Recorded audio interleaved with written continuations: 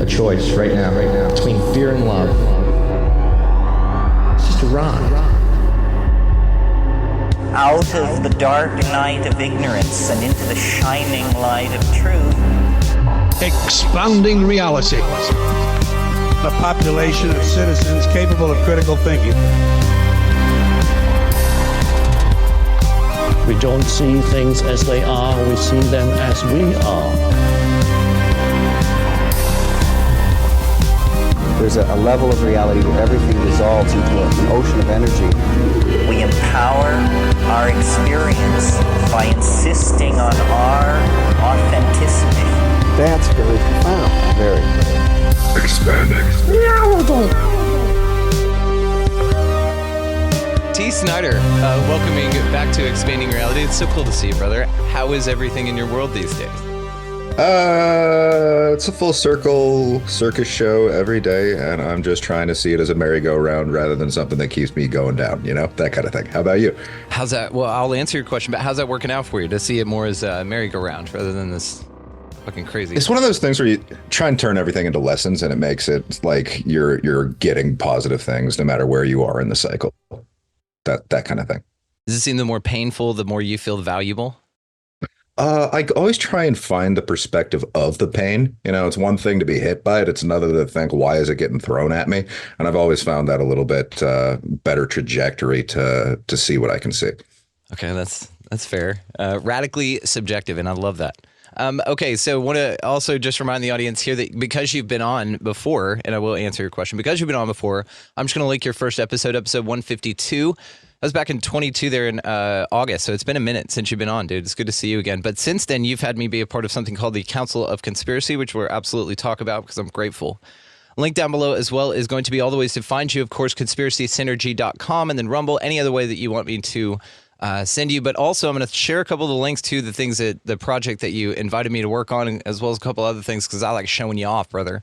But other than that, we can skip with the backstory and shit. That's what's nice about linking your first episode, is because we already got that on the first one. So people can go fuck off to that one, and then we can just get right to it, right?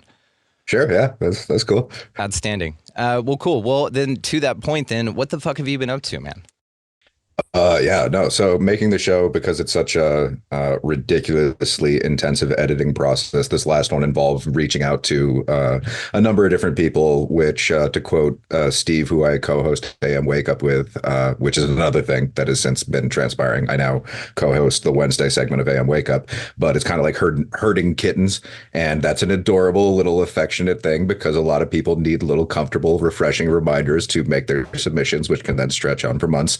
And then I got to go through all the hours of stuff and fine tune it to make it a beautiful little product featuring a bunch of glitter and kittens and nice warm things so that it can try and translate to Normieville, which is my MO, trying to figure out how in the hell to talk about reality with people who don't want to expand it even like the littlest degree, let alone all the way to where we're at. Yeah. So that's what I've been up to and studying all the time.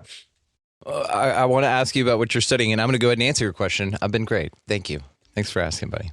Well, it's the type of thing that you're doing, and I know that you say, I threw some edits together. The editing process, and I'm going to go ahead and point everybody that's listening, the audio-only audience, to go ahead and check the link in the show description. It is going to point you towards the screen that I have pulled up now, and this is going to show you, I'm just going to play a little bit of your thing here. And show sort of the editing that you do that went into this after this fucking United ad. Excellent. God damn it. I'm editing this out, this actually. is perfect. I'm going to stop share. I'm going to say hi to you. I'm going to edit the audio out. I'll put like a queef in here or something. And then we'll come back, okay? I'm not going to give you fucking... Okay. I'm flying Delta here in a little bit anyway. But this dude, the way that he edits your process, this is some of the behind the scenes stuff. With your inner circle. Which is actually not what I wanted to show. But still check the link in the audio description, because this... the second part of the 8th episode of Conspiracy Synergy. I'm your host, Talking Rabbit Puppet, and today we're going totally off the rails on a cult tour. Woo! Okay, so picking up from last episode, we are starting a global revolution together. So you can see Huzzah! This is just very the exciting. type of editing, the style that you have, your ability to captivate, but also enthrall and mesmerize as well. Convergences of systemic perversions. How do you explain that, sir? Centralized bureaucracy. It'd be a long explanation, but basically what it is that, oh man, so crap. I guess it's kind of like so you know how there's archetypal sort of representations of various different things, which are the conjoined through the subconscious of the species. And by giving those quick little flashes of things and an accompaniment with the words as you say them, you're able to keep people's thought process on a dual track. You've given them something that they can, in an auditory way, be on sort of the suggestion of, and then the visual gives a refinement too. So it's a 1-2 punch of keeping people on a particular track. And then there's also like the sort of balletic, or I don't know if that's a word, but the ballet of how your eyes track from one thing to the next as it goes from frame to frame. There's a certain nostalgia built in all the different kind of like different clips from films. And if you go through the timeline of this, it's like 1,000 or more clips in a 26-minute episode. And that's all the different layers of puppets and little sparkly things popping out at you. I'll do collage work, so there are different layers that's priming the subconscious. So it's kind of a convergence of just basic film language, a cartoon world, custom creation of different archetypes, which then speak to sacred geometry, numerology, and that in of itself is a large composite that reveals the method by which all of us have been habitually brainwashed from cradle to grave.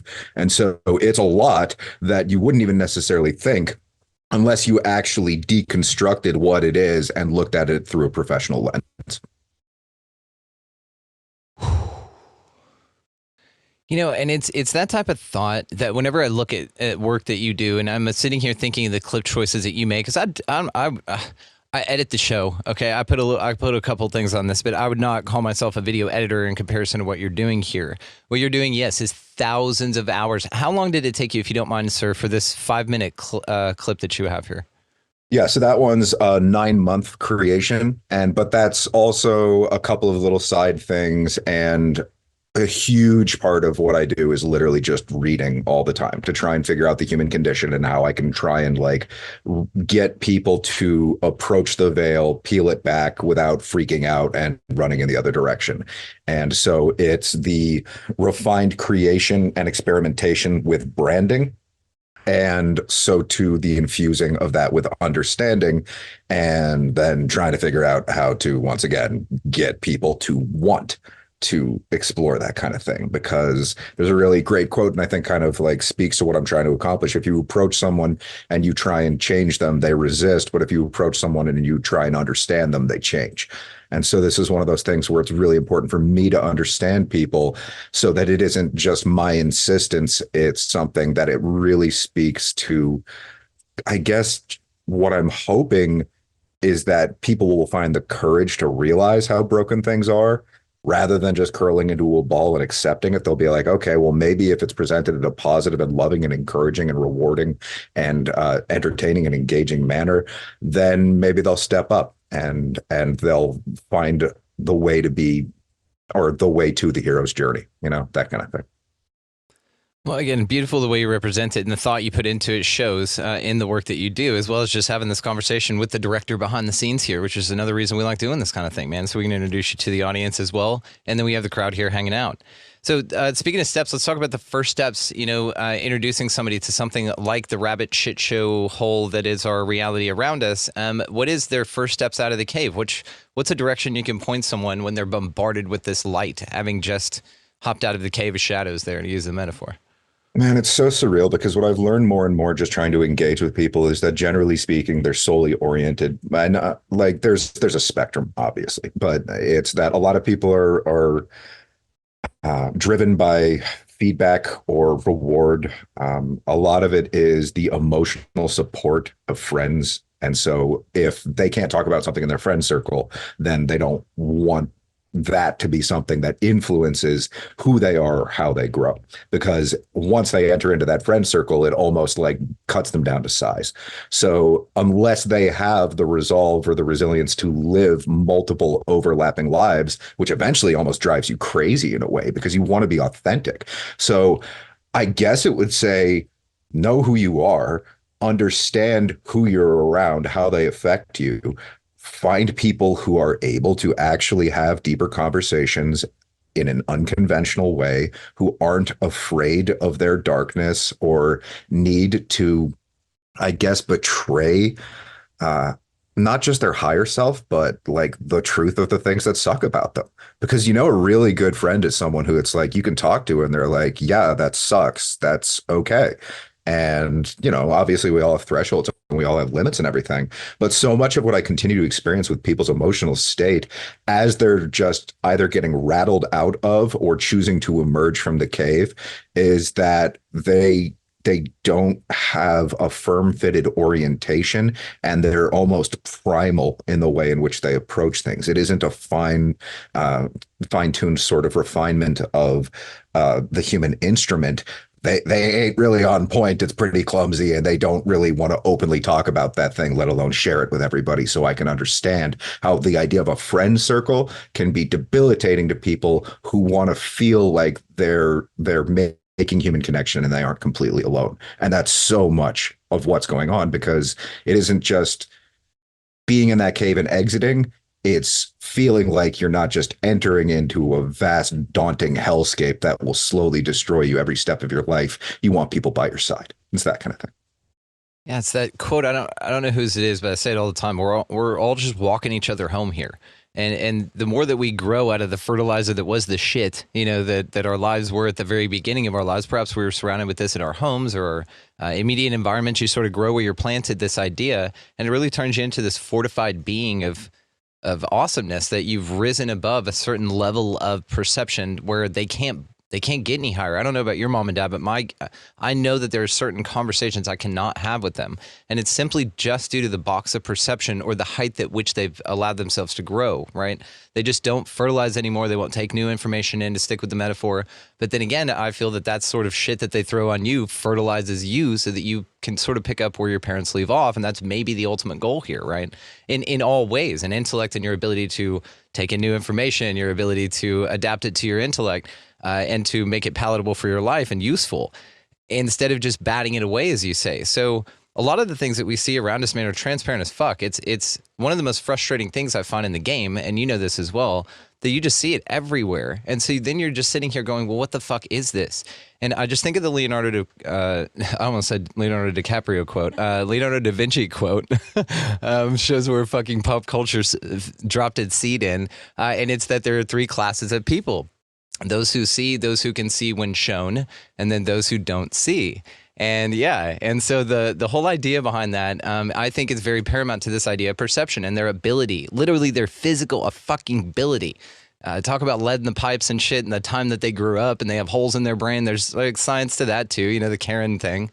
But other than that, they just can't physically see that world the way that you see it to be so fucking true and obvious. And so it's this frustration. It's this golden gap, right? It's this idea of, well, how do you stay sane when you know everyone around you is insane and continue to grow and thrive? And it seems like we've all done this. There's dark fucking time, like against the rules of photosynthesis. We grew in the dark and we just said, fuck this. And then but there was light for some reason that we found, and we all kind of stick up and see each other growing to these new heights. And it's transcendent of this lower perspective that can't go any fucking further, man. They just can't. And this is where you really release this idea of, oh, I can fix this, or I can change their mind with enough information or with enough data.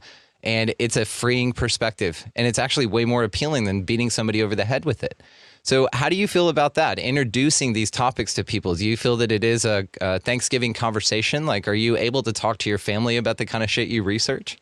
So my deal is that I'm pretty kung fu when it comes to the brass tacks basics of what it is to try and encourage a person's breakthrough, but it isn't the kind of thing that it sustains. So it isn't just that you can show them that they live in a lie. It's almost like a turtle shell that they crawl back up inside. It isn't just getting them to emerge, it's getting them to want to move forward and then to ultimately thrive in an environment very different than the constraints of how they were confined.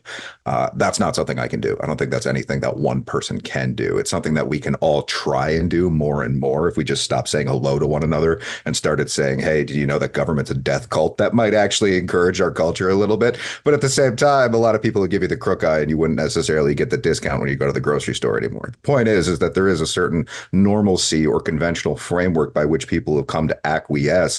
And to a certain extent, yeah, that is a conversation that you can have. It helps, obviously, if you're magnanimous, if you're enchanting, like you said, mesmerizing, all these different sort of either, let's say, magician or sorcerer's tricks, depending on the intention of how you're attempting to use them. That being whether it's in accordance with divine will or your own will, if you're trying to help other people, or if you're just out of frustration, venting your own hurt on other people. And so it's a lot of different things. And I like to think of it as almost a sequence of pills. It's the red pill to one, realize that things are very different than you initially thought. Then it's a black pill to realize how bad it actually is. And then ultimately you look at that and you say, well, I'm going to take another one. That's a gold pill. It's that you're going to continue to try despite the shade that you have felt in your life. And then over time, that's the Vesica Pisces integration of individuation, which is when we become one with our darkness, not in a way in which we surrender to it, but we're empowered by it.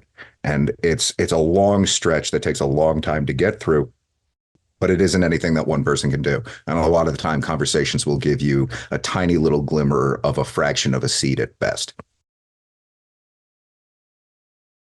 So what do you think is the point of articulating your perspective, especially in a sea of folks who just won't, well, the opposite, a group of folks on the shore that won't come in and test the waters even to see that not only are they find they're safe, but actually it's very beneficial and helpful and all these other things, all these wonderful things that you know the sea to be, but to them it's still a foreign environment that they want nothing to do with. And the challenge here, I think, is with folks like us, is that we feel that a certain number of people here need to be woken up physically and to at least look at the things, like you said, and walk through this process or even just start it before any real change will occur here. And then there's other schools of thought that believe that this is just a place that will never be different. It's never going to change. It's supposed to be a manufactured hellhole that grows you in a certain way. And so therefore it's perfect in its design and its system. And so where do you lie on that? Where do you lie on the idea that it is a certain mass amount of people that need to wake up if that's what needs to occur, or that it's more of a personal process, that this is a solo journey type of a thing? Okay, so it's both at the same time. And it's basically the answer to everything that you just suggested there. If you understand what this realm is, it's in essence sort of like the convergence between the demonic and the angelic. And that's basically what it is. So anyone who sees it one way rather than both at the same time is fooling themselves. And typically people get trapped into that sort of polarizing axiomatic divide of the nature of our being. You can look at like the left hemisphere sort of Germanic roots of the very language that we use. It's typically a this or that rather than both and because. And then you can look at more of the picturesque silhouettes of what a language like Latin would do, which would then break through to more of a right hemisphere thought, which expands into infinity. And what that means is that if we're able to garner the raw power of our humanity, then we can grow out of that darkness, and through leading other people by example, we can inspire them too. But it isn't a linear process. Some people think of it like navigating a maze of people. You can walk up to one person and be like, I'm going to wake you up, and they'll never listen to anything you have to say. Kind of like you were talking about with your parents. They've reached their threshold. They're not going to get there. But if you almost navigate that maze and you find the person who is slightly more receptive to it and you try and get those seeds going, then it spirals around through kind of the cross current association of our indirect engagements. And then they might hear it from someone that they're able to hear it from. It isn't always just on you in that moment. And what happens isn't always what happens. It's what happens after what happened. And that's not something we're necessarily privy to. And the greatest, most maddening thing of it is the patience in the face of just how evil it can be, and that we were born into all of these systems, which are arguably like conjured or created at the behest of the worst people in history. who have had reign and supremacy for so long now that the idea of entering into that is like, well, fuck it, I'm just going to give up. I'm not even going to try. And that's to me the most discouraging and painful thing, is because and I don't remember who wrote this quote. It was a tweet. I do forgive me for plagiarizing, but basically it's the idea that it isn't just defeating the ancient death cult. It's about the friends we meet along the way. Yeah, so yeah. That's the thing. I saw your tweet the other day. I love that, man. I think it's brilliant. You are quoted. That is your quote as far as I'm concerned. No. It's someone else. I can't remember her name. It's like, have you ever, Bernard, dude, oh crap, I'm so bad with names. Lauren Mathieu, I don't know. She's a Native American healer who I'm gonna fumble around with not getting her name, but so I'll just You're stop doing it there. I can go on like Twitter and find them, but this is very Googleable. I understand, but okay, what okay, I'm saying is that when I heard it though, if you don't mind, would you deliver the line again, please? It's not just about defeating the ancient death cult; it's about the friends you make along the way. I see your smile. I see your smile when I hear that. That right there. Right. Yeah. But the idea is that's, I think it's so much of it. It feels like when you're born into this realm and you venture off into those dark places, it's like all your friends are dead and you try and meet people and they're just asleep along the way. And it's like, aren't we supposed to be best friends with each other? It's like, no, I hate you. Your pants are ugly. And it's like, okay, I'm cool with that. But maybe we should talk about things that are a little bit more important than that. And that's when you get into the quantum realm. You can look at like Valpurgin, I guess not, or I'm terrible with pronunciation, but basically the holiday of the dark occult, if you get into it's 5-1. It's the idea that it's 51% of the population you hit a quantum leap of understanding. And so that is an individual thing where it is your responsibility to refine your understanding of what truth objectively is, not just your subjective vantage point of it, and then to help other people do so as well so that we can try and reach that benchmark and in so doing change the realm. And then other people will say, hey, that shit's impossible. So that's the battle. Therefore it is, right? If you think you are, you think you can, you're right, right? Yeah. What is that? You think you can, you think you can't, you're right. Yeah, something like that. Something. It's just a fascinating perspective, especially now because it's so many different philosophical variations now, and you almost need to pick. You almost need to make a choice, right? You almost, because in this way, in a sense, you're choosing where your energy goes, as or attention goes, energy flows. And I've really looked at this place lately, especially as it's dark as fuck. It's both. It's light and dark. There are allies here that can both kill you and nourish you, right? It's the Castaneda's idea of these mud shadows, where there are these allies, rather, where it'll fucking slice you up and tear you apart. All you have to do is be resolved in your constitution, which is a personal process, which then is you shining a light in a dark place where other people can say, well, shit, I mean, maybe if that dude can just stick to a podcast for a few years, maybe I can do that too. And I can get to hang out with Teace Snyder and have these kind of conversations. You know what I mean? Maybe it's these small things along the way that encourage you just to break out of this normal nonsense that, again, these people on the shore keep yelling at you about how dangerous the water is, but you're doing just fine, right? It's this interesting bifurcation, but philosophically, your energy is going to go, and that which will grow is where your energy goes to that which you're paying attention to. So an example to what you're saying here, my mom, for instance, very hard in her line of thinking, and I'm not trying to change anybody's mind, right? That's a fool's errand in my opinion, so I'm not here to do that. But when we get into discussions, it's immediate triggers and defense. And I'm just like, dude, let's just talk. Like, can we just here's your idea, here's my idea. And she brings it up, and it's volleyed for combatants. And I understand that. But the bigger thing to this is it's reinforced in her world when we speak of it. So as you say, I do plant these subconscious seeds whenever they're enabled, for half a second, and they're invited. But even then, what she will do is then go hunt out and seek, and these reinforcing ideas to her point against mine. Let's say in her mind, there's she's right and I'm wrong version of this, and she goes to seek this, and so therefore it's reinforced in that way. And so she finds this community, out there online especially, who then reinforce this idea. So therefore no seed was planted in the direction of actual change. Let's say if we're going with a particularly dualistic perspective, let's say it's either or, which I don't believe it is either. But if it is either or, then she has been led further away from this truth that I have to invite her to, just simply based on her reticular activating system. It's only going to pop up things that reinforce her point of view. So it's interesting to sort of see people as automatically wired that way, and to know that it's a personal choice for them to change it, but also that it's going to be reinforced in their world around them because they're unaware that that's the way that this works. You know what I mean? And so they don't see it. So again, there's this perception blinders and even the modus operandi that could free them from this whole sort of entrapment, but it's all in their mind. It's just a mind fuck, to be honest with you. It's fascinating. Yeah, dude, it's surreal. It's really difficult to come to terms with and to overcome how crushing it can feel, and especially when it's people that you love and you want to just help them understand things better, but it just makes them feel under the weather, and then you're the storm crashing down and they don't feel like they can endure anymore and they just freeze up. And insofar as the notion of you can't necessarily change anyone's mind, I was reading a little bit on esoteric Christianity the other day and Gurdjieff's work and the Fourth Way and that kind of stuff. And it was basically going into the etymology, I believe, of repent, or it was one of those words like that in Christianity. And it's derived from the idea of what it actually means is to change your mind. Which is, I can't, once again, my freaking memory. Yeah, but basically the premise being that if you get into the etymology of what we're actually speaking into being, anytime that we're saying words, and like the ticky-tacky effect from an anthropological, or yeah, perfect. Okay, so the idea that there is inherent meaning to things, to certain sounds, to certain gestures, even you can look at dancing as a ritual, that kind of thing, then lends itself to the idea that maybe if we really understood what we were doing, we'd be able to do it well enough where we'd be able to dispel the spell that's been put on everyone. But we're fumbling around in the darkness of the systems that have been built around us, and when you reach out to hug someone, they feel like you're stabbing them. And so it's that like convoluted environment of ignorance and not quite understanding the dance that makes it so that it isn't quite so poetic.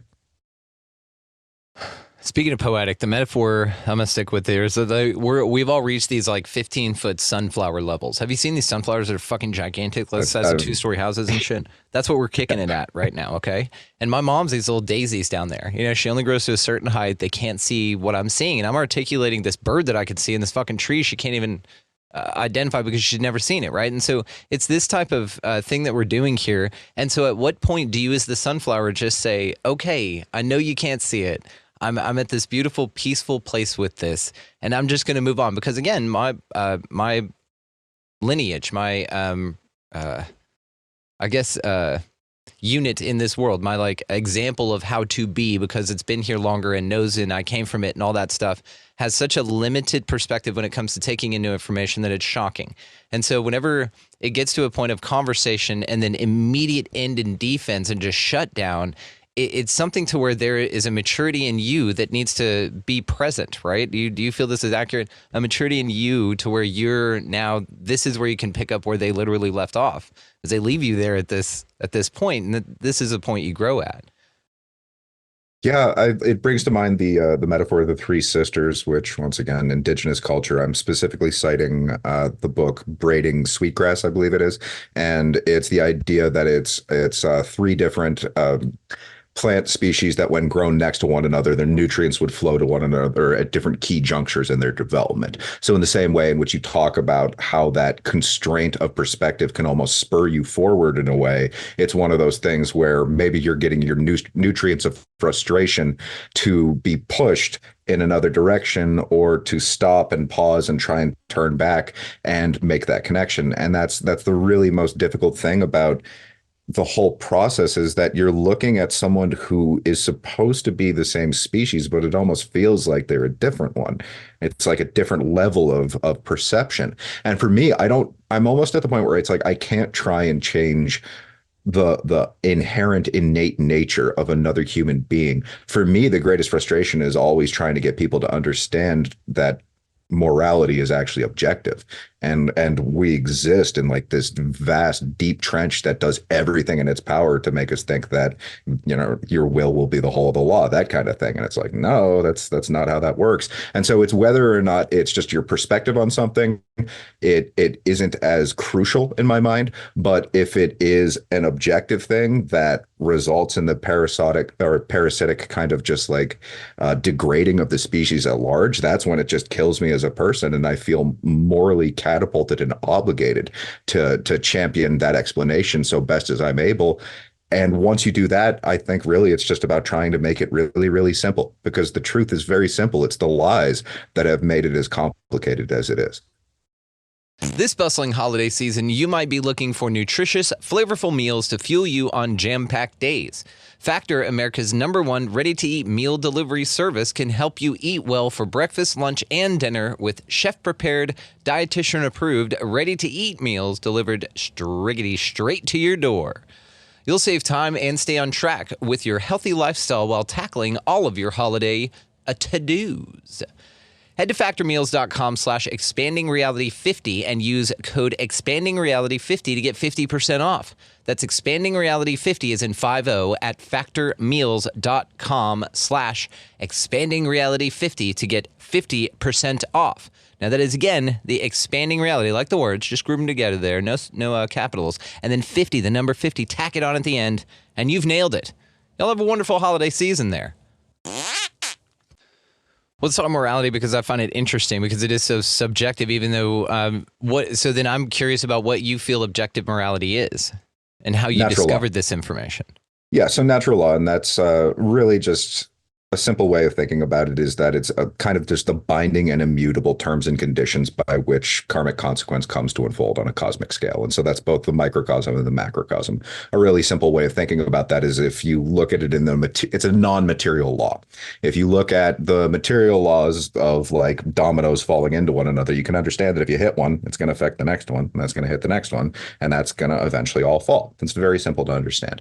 But in a non-linear way, and if you go out there and you tell a lie, or if you violate someone else's rights, then eventually that'll loop back around to you later on in life. And it'll also affect the external environment as well. So it's a qualitative assessment rather than a quantitative viewpoint, which is typically the manner in which we go about understanding the realm in which we live. But that's not actually how things are. That's just how we've been taught to view them. Well, that's what I'm saying. That's been how we've been taught to view them, but also we have things to view in our reality that don't follow those laws, that seem to be not bound by those limitations, which I don't find it's a limitation not to be a piece of shit. Like, I agree with you that there are tenets that one would, at an intellectual level and an emotionally mature level, want to adapt and adopt and implement, but they don't seem to be laws in the sense that there's any sort of punishment for them. I think perceived karma can be dictated. You could sort of say, this happened. I know it's portrayed in movies a lot, but I don't also see... I see a lot of fucking successful, in power people making massive decisions that do some shitty things against natural law, violating fucking natural laws constantly. But there doesn't seem to be this sort of recourse in the sense to where it almost, in my mind, and I'm just going to say this openly, it feels like this sort of Bolshevik revolution idea, this Q idea, this sort of if you just this, which is more passive, then you'll that, which is taken care of and really the more honorable or way to go about it. So it's more of a, could it be a deflection of positive action in a way, is what I'm saying.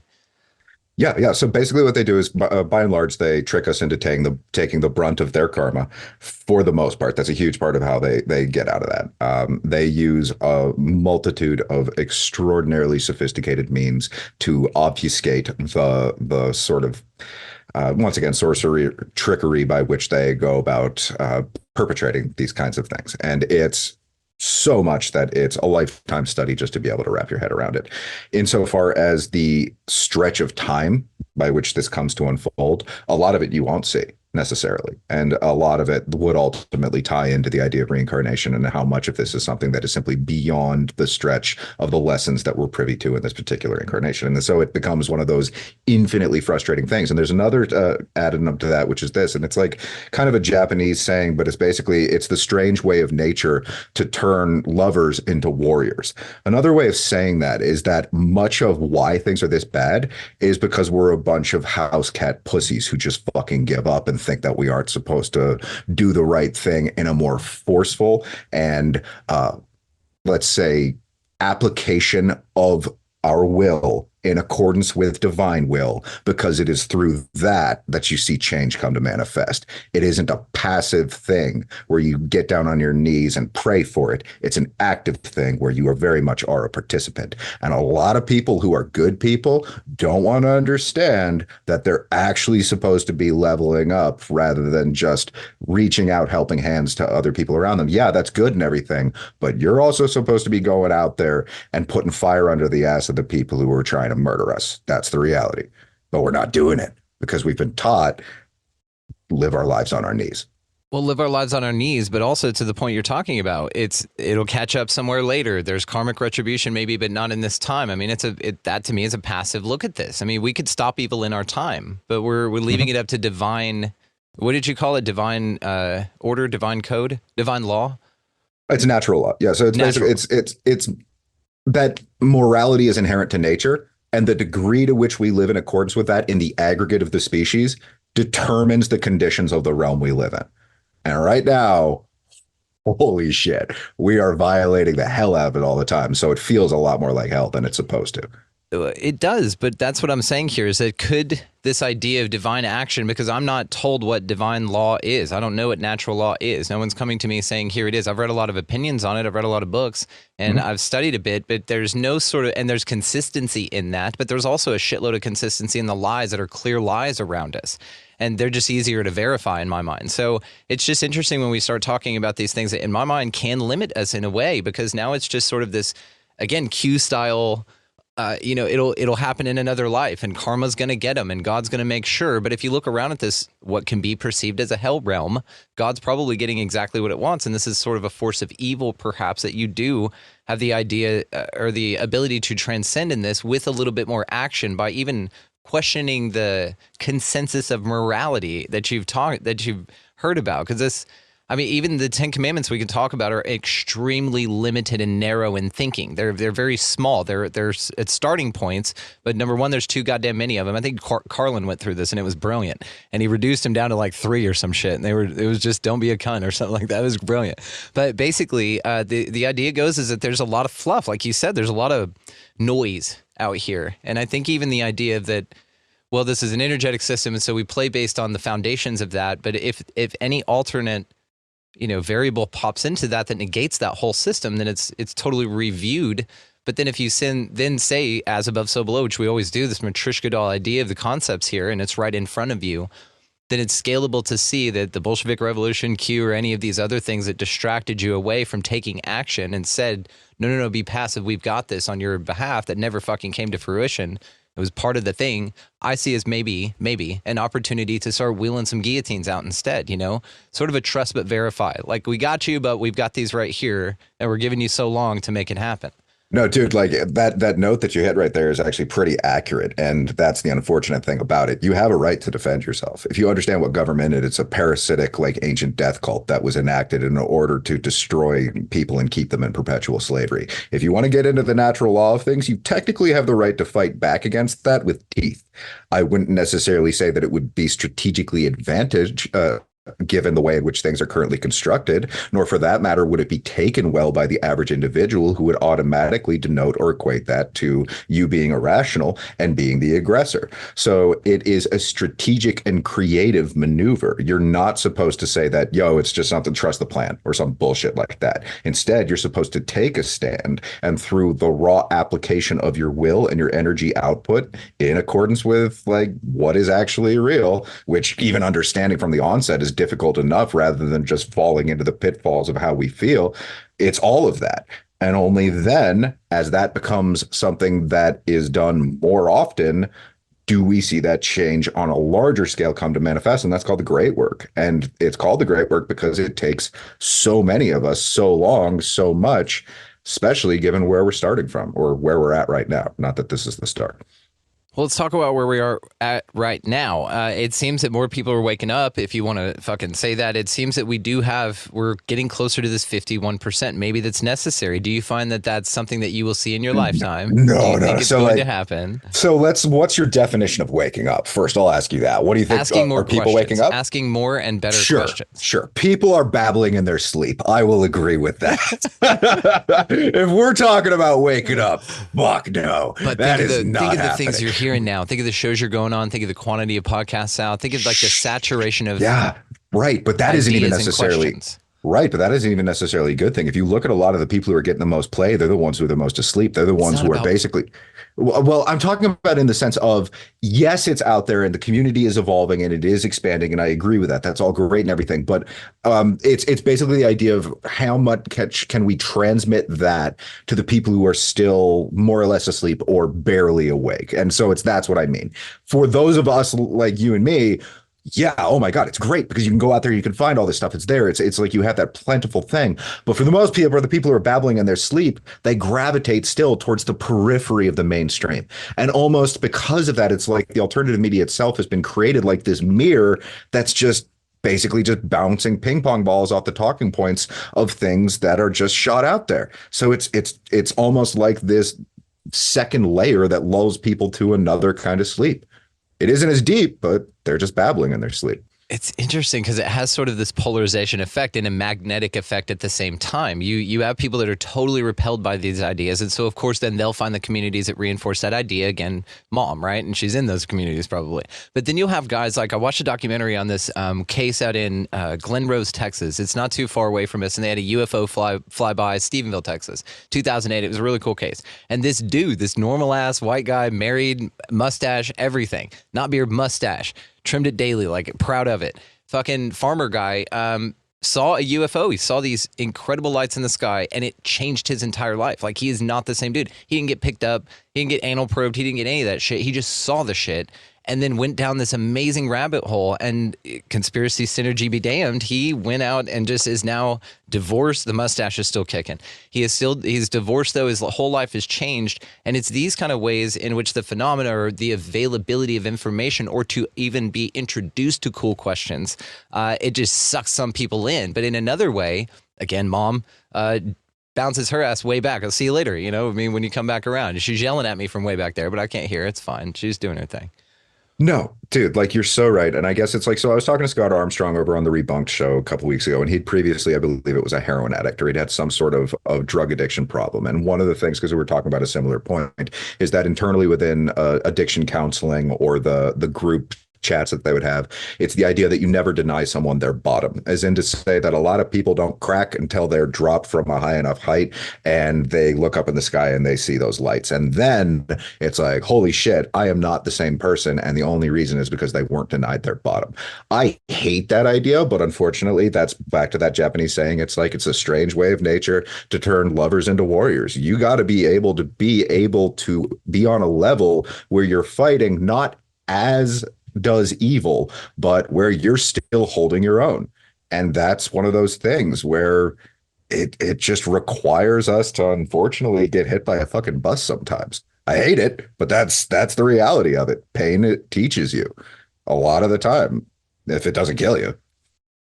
Do you think that that's what evil is in this place? It's more described, like Satan in the Bible is more described as an adversary that will manifest in the shittiest of ways. I know you already have your answer, but for the audience's sake, it will manifest in shitty ways to therefore encourage you as an adversary, and not necessarily evil, to then go the other way, as it were. And the reason it's manifested in such dramatic fashion is because everybody's so fucked up. And the reason you don't, necessarily encounter physically horrible atrocities daily is the reason because you just don't need that lesson anymore, and evil doesn't touch you in that way. What do you think to that?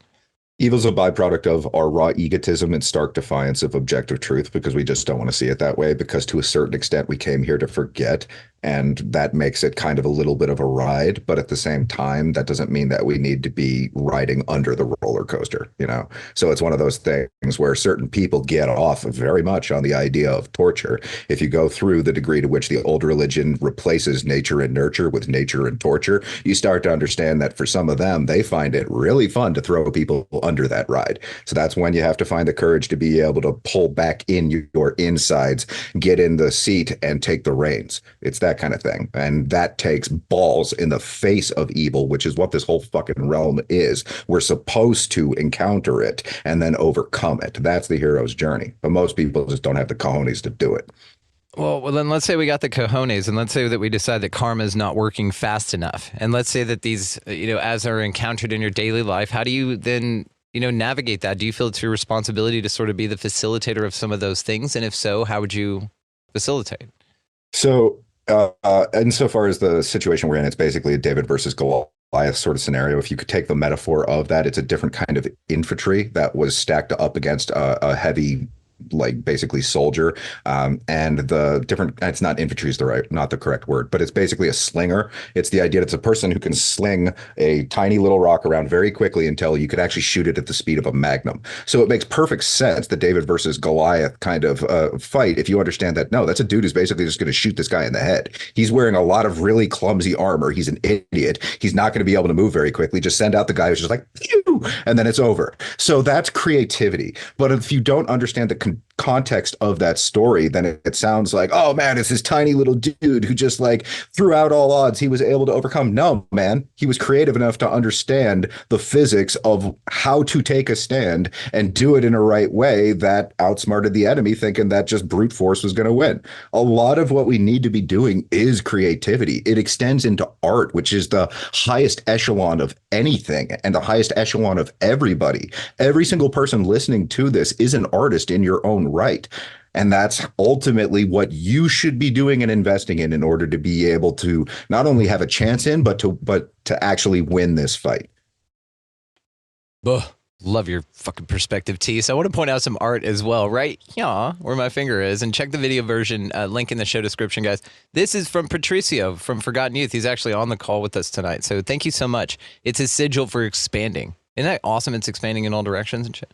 Isn't that cool shit? He just sent us that with some incense. Kind of looks like a snowflake. Thank you, Patricio. Yeah, shout out. Not saying that about Patricio, just saying that there's a lot of sacred geometry and how those formations come to full. We think of Dr. Emoto. I mean, that's a beautiful snowflake of love right there is what I see. That's love expanding is what that Emoto snowflake is. And thank you, Patricio, for that. I'm linking your Forgotten Youth down below just for being dope, dude. I appreciate you. So I want to ask you before I invite everybody in our chat here to join in. And if you're listening to this episode, we appreciate y'all. Teace is going to hang out with us for another hour, which is going to be available on Patreon. If you guys would like to join us in the future for some of these, go check that out. There's a couple different value exchange levels over there you can participate in, and you can come hang out with us for one of these, as well as we're going to do a question and answer thing after that. So check the link in the show description. We have a dope-ass community hanging out, and I'm grateful for every single one of them. So Teace, before we let you go here, dude, what is something that you are super pumped about seeing coming up in the very near future? 2024 is already shaping up to be very interesting. I'm boundlessly optimistic for no reason. And I want to hear what your thoughts are on coming up. I keep hoping that I'm able to meet real friends, but it's always a threshold of how quickly you can take people at any given time. And so I'm wondering if in the gradual babbling in their sleep, slow cook process of almost like popcorn popping off, some of those kernels are never going to go off, but I'm kind of hoping that more people are suddenly just going to appear around me who already have enough of an understanding where I don't have to explain it to everybody. And I'm kind of hopeful about what kind of communities and counter economic and just perspectives that kind of thing can breed. And that's something that isn't just on me. So I'm hoping that I'm able to see more courage in everybody. And that doesn't necessarily come to form in any particular way. It's something where maybe people have just reached the point where they're not willing to be just actor on this stage. Instead, they're going to be an active writer of that play. And that's the thing. It's like ultimately fate or destiny isn't written, it's in the writing. But a lot of people, once again, are in a position where they haven't felt inspired enough to embrace that sort of thing. So I'm really hopeful in that regard that maybe friends will write in at the last moment to make the writing a little bit, once again, more hopeful. Well, we got to get you out of Canada, dude. We have an event. Our first event is going to be in May of next year, and you can come hang out with us. We're going to be in Georgia. Yeah, dude, Canada is awful. Oh my God, it's brutal. Well, get the fuck out of there. Come hang out with us. Get dude, it's what. It's one of those things where it's like, so if you, even Casey talked about where I live, which is Edmonton, Alberta. Don't come here. It sucks. As being like a weird spiritual epicenter in a way. And if you get into the dark occult and the degree to which they've gone about commandeering and obfuscating like how that sort of broadbands out to the civilian population, that makes it so that when you're here, yeah, it's really dreary and it almost like lulls people to sleep. And so, yeah, Canada sucks, but there is the idea that certain people are conduits. And so that means that if you move from the places that allow you to disseminate that kind of thing, then it isn't necessarily to the benefit of your own growth, or for that matter, the growth that would be needed from those around you. So it's almost one of those things. To a certain extent, it's a sacrifice. If it were just me like enjoying my life, oh my God, yeah, it'd obviously be somewhere else other than this. But for what I need to sacrifice to do what I'm trying to achieve, it's like, yeah, I'm going to be here at least a little while longer anyway. I'm gonna offer your perspective because I love your fucking face. God damn it, Teace Snyder. I would say that you have an opportunity to pick your ass up and move. You know, you grow where you're planted to a certain level, and then think of the dandelion. We're now moving from sunflowers to dandelions, and we're those things that little queef off in the wind, those little white wispy things, dude. And you get to go out and you get to fly. You get to be free, man. Because that may be another side. Could you at least entertain it as an option of experience that it's being plugged into your reality to keep you planted, because your real power lies in physically getting out amongst them and traveling around with us and hanging out? Oh yeah, no, I think insofar as just like go out and have a good time and replenish and refresh and that kind of thing. Yeah. But then it also just comes back to family and the economic constraints of what it is to be a filmmaker without a lot of support, if not very little. And then just like how much does that, like if I did a line to line budgetary breakdown of what it is to run the raw hardware that I do, to purchase the props, to get all of these various different clips, all of the software and whatnot like that, it is completely and utterly unsustainable without like some higher degree of exposure and people actually valuing and appreciating me and then sharing it and all these other additional steps. And that isn't like a scarcity mindset. It's just that to do filmmaking on an upper level, it's like it's exhausting. It takes all of your money. And where I am right now, it's the only really hospitable environment to allow that to continue to grow. So it's a short-term sacrifice for long-term gain. It's both at the same time. Well, we appreciate and love you. What about, if you're able to get like some, delegation going on and you actually are able to get like a team built up and we have maybe a studio where you have a fuckload of props so you can do whatever you want. Does that interest you? Something like that kind of setup where you have like a team and you're able to work on really cool projects, things that that are a lot for you to take on by yourself, but maybe with outsourcing a bit. That's one of my favorite Jim Henson qualities. He was quoted as saying that his deal for making these amazing pieces, Dark Crystal and everything that he did, was to just have an idea and then to surround himself with people who could then jump in on that idea and be creative with him and build it to such an exponential potential that he couldn't on his own. And so it's this idea of, like King Midasing everything, you just kind of expanded a bit. And then, like I said, you get to come hang out with us and shit like that, dude. I want that. Oh, no. I'll hug your face. No, dude. You're totally on point. You're describing the future of what filmmaking is going to become, especially from the alternative media perspective, which is ultimately what I think the greatest thing that we should be doing is working with artists in exactly the kind of environments that you're describing, which is when you have a lot of different people who aren't just all carrying that burden. Instead, they're able to work together in order to accomplish miraculous things. That's the future of the communities that need to be built in order to create the kind of thing that we need to show the world, because most people are just so enchanted by the superficial view of things that's the most important thing, and then the information is second. And so yes, in the future, the thing that you're describing, I think, very much needs to come into being, and it will help everyone. Well, you say the communities that need to be built, but what if you're the motherfucker that needs to lay the first brick? Have you thought about that? Yeah, dude, the bricks that I'm laying in that particular way have to do to a certain extent with my own study because that's a part of the show that I'm doing. It isn't just creating it already knowing everything. It's creating it saying, okay, this is going to be the encapsulated overview of the entire conspiracy community. I'm not just talking about the things that I already know, the things that I think I know. I'm saying, okay, let's go all the fucking way to the truth. Spend like 3 or 4 hours every day studying the esoterica, the occult, going into it, being like, understand the methodology by which I can facilitate the emergence of that in due time.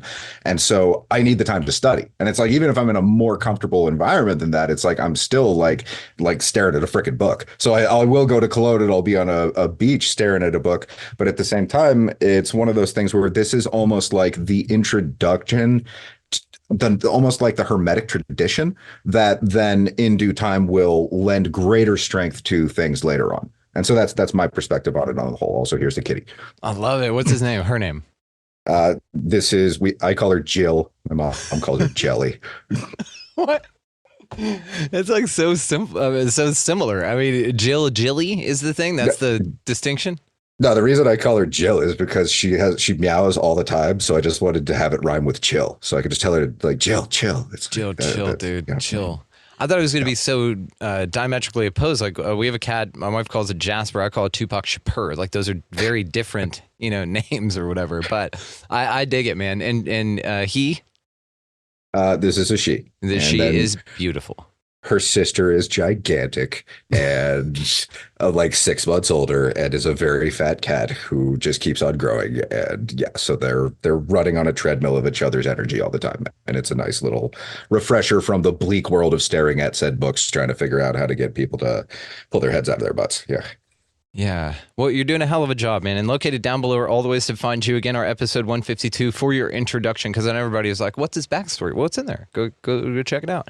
Well as your Rumble and all that stuff. As well as Forgotten Youth. Shout out, dude, for the art and for just being dope. Wanted to thank you super much, and I'll give you the last word here, but go out with some hope, man. Give us some fucking keep them moving attaboys, Yeah, so I think really the reality is that we very much can win this. You just have to understand a lot and then make it a lot simpler for people who don't understand very much. And that's what I've done with my show, Conspiracy Synergy. And the most recent episode, the end of that, is reaching out to a lot of different people in the alternative media community, yourself included, and getting their perspective on how we can save the world, how we can save the day, how we can save the culture. And I appreciated your perspective in that you broke down each of those questions by the word that was the same in all of them, which is the notion of save. And that depends on your interpretation of that. Is it an investment, as in, are you saving that way? Are you saving as in like riding in on a white horse? It's like, well, what does that really ultimately mean? And so that's one perspective on it. Then you can take 20 different alternative media creators giving you really great advice on doing shadow work, on exiting and building, on very hopeful notes that can be played, which then in the end of my last episode is a musical montage. And that's when you get into the harmonics of how that affects our heart math and how that then translates to making us feel like not only we're not alone, but we have a fucking movie montage that's been made to give us hope. So Conspiracy Synergy is a show that's been built for you to outreach to your friends and family. It's not for the really hardcore people that are just like, no, never going to get it no matter what. Don't waste your energy on them. But there is a mid-tier bracket that's starting to wake up. And if you give them the right tools and the right resources in a very emotionally engaging and welcoming way, then not only can we, but we are going to save the day. Just want to take a moment here and thank Teace Snyder for coming by and hanging out with us for that Patreon Insider Hangout that we did. If you guys want to join us as a live audience member and then to hang out for the question and answer phase after that, check the link in the show description. It's over there on our Patreon. You can go sign up for the one that includes the Hangouts, and that's the way you can do it. There are a couple of other levels over there, so just make sure you read them carefully. The other thing as well we want to recognize that we're offering is the transcripts for the episodes. We're also hosting them there on Patreon for absolutely free. You guys can check the link in the show descriptions of the latest few episodes, and they will be found there so that you can read along. I know that's valuable. Another thing I want to announce here real quick is a journal series that's been published through our publishing house, which we're very proud of. I hand drew these things and created them. It's a community effort with covers featured from different artists. It's got quote submissions and art submissions. And guys, this whole journal series is fucking awesome, and I'm so fucking proud of it. So check the link down in the show description. They are available on Amazon for right now only, but we are looking to go wider with that publication very, very soon. So stay tuned for the updates on that. But check that journal series out. It can be found on Amazon, called the Expansion Series. Again, very proud of that. Reach out if you guys have any questions on that. We are going to be doing an episode on it soon. Another thing I want to go ahead and officially, excitedly announce here is our first Expanding Reality Excursion event. This is going to take place in Blue Ridge, Georgia, for a Bigfoot hike event, adventure kind of a thing. Guys, this is amazing. It's an intimate conference, speakers, adventures, all kinds of shit. It's going to take place May 15th through May 21st of this 2024 year. So reach out and contact us for more information on that, but we will be providing more information as it becomes available. So, very exciting year. We're very grateful for everyone for sticking it through for this long. And again, if you guys want to hang out for these Patreon hangouts and do the live chats with us and stuff, it's an incredibly cool community. So come join us. Other than that, guys, go out into this crazy awesome place and, pick up a piece of litter if you feel compelled. Get the fuck out of the left-hand lane. Other than that, y'all just be good to one another. Love y'all.